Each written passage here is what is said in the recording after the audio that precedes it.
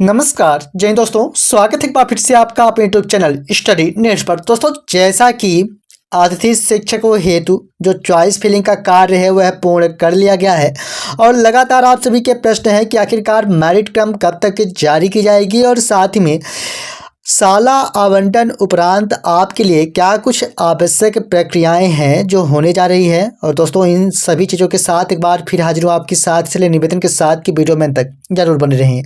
सबसे पहले अगर हम बात करें आपके साथ कि आखिरकार मेरिट लिस्ट आपके लिए कब तक जारी किए जाने की संभावनाएं बन रही हैं, तो मैं आपको बता दूं कि जैसा कि अंतिम महीने के लिए हमारे द्वारा बताया गया था और ठीक इसी प्रकार से 30 से 31 सितंबर तक आप सभी के लिए मेरिट लिस्ट जारी होने के पूर्णतः आसार बन चुके हैं। कहना यह है कि यहाँ पर मेरिट लिस्ट जो आप सभी की है वह 30 से 31 सितंबर तक जारी किए जाने के पूर्णतः संभावनाएं हैं।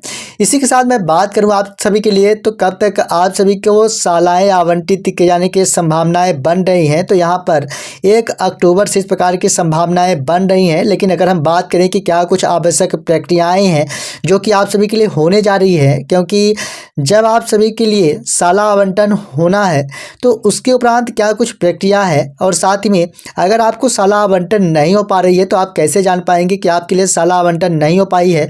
तो मैं आपको बता दूं कि सर्वप्रथम साला आवंटन जिन्हें होने जा रहा है उनकी आईडी व पासवर्ड के साथ ज्वाइनिंग रिक्वेस्ट का प्रदर्शन कराया जाएगा। शेष जितने भी कैंडिडेट्स हैं उनमें ज्वाइनिंग रिक्वेस्ट का विकल्प नहीं होने वाला है। इस प्रकार की स्थितियां बन रही हैं क्योंकि यहाँ पर रिक्वेस्ट का जो ऑप्शन है सिर्फ उन्हीं में एक्टिव किए जाने की संभावनाएं बन रही हैं जिन्हें स्कूलें आवंटित की जानी है, यानी जो मेरिट क्रम पर देखने को मिलेंगे। यहाँ पर आप अपना नाम देख पाएंगे। इस प्रकार की भी संभावनाएं बन रही हैं कि किस क्रम पर आप स्कूलें प्राप्त किए हैं। साथ में अगर हम बात करें कि आपकी आईडी के साथ ज्वाइनिंग रिक्वेस्ट भेजी जानी है, यानी जिस प्रकार से पुराने अतिथि शिक्षकों के द्वारा अपनी आईडी के साथ ज्वाइनिंग रिक्वेस्ट भेजा गया है, ठीक इसी प्रकार से नए अतिथि शिक्षकों के आईडी व पासवर्ड के साथ भी ज्वाइनिंग रिक्वेस्ट भेजी जानी है।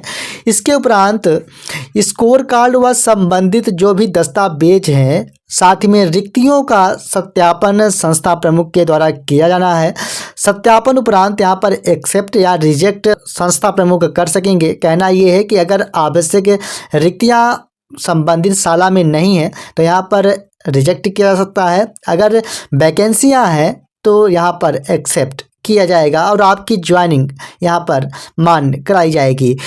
साला प्रमुख के सत्यापन उपरांत रेफरेंस कोड साला प्रमुख के आईडी व पासवर्ड के साथ प्राप्त होने वाला है और उस रेफरेंस कोड को आप जो कि आपके रिक्वेस्ट किए गए आईडी के साथ एक प्रिंट प्राप्त होने वाला है और उसी प्रिंट में आपके सिग्नेचर यहाँ पर देखने को मिलेंगे जिस पर आप स्कूलों में उपस्थित हुए हैं। इस प्रकार से प्रमाणीकरण देना है और साला प्रमुख को आपके रिक्तियों के आधार पर सील व साइन किया जाना है उसी प्रिंट आउट पर। और इसके उपरांत आपको रेफरेंस कोड जो प्राप्त होने वाला है उसी रेफरेंस कोड को आपको उसी ज्वाइनिंग रिक्वेस्ट में फिल करनी होगी और इसके उपरांत उसे अपलोड किया जाना है। तो इसी प्रकार का जो सत्यापन कार्य है वह किए जाने के पूर्णतः आसार या संभावनाएं बन रही हैं और इसके उपरांत जब आप अपलोड कर लेंगे उसके उपरांत आपकी ज्वाइनिंग सफलतापूर्वक मानी जाएंगी और इस प्रकार से आप यह भी चेक कर पाएंगे कि आपके सत्यापन उपरांत किस डेट से आपकी ज्वाइनिंग पोर्टल पर दिखाई दे रही है।